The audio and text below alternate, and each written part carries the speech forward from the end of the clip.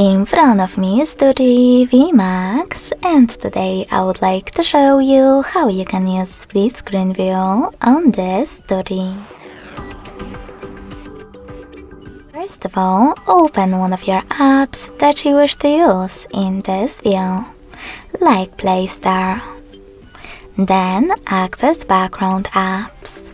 In order to do that with trickiest navigation, tap on this left button.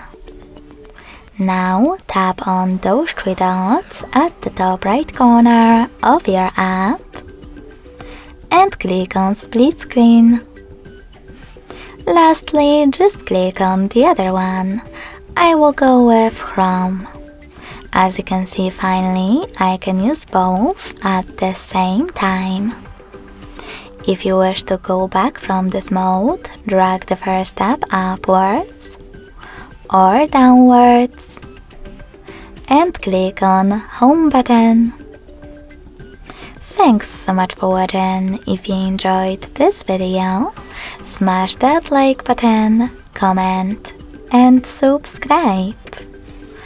Bye!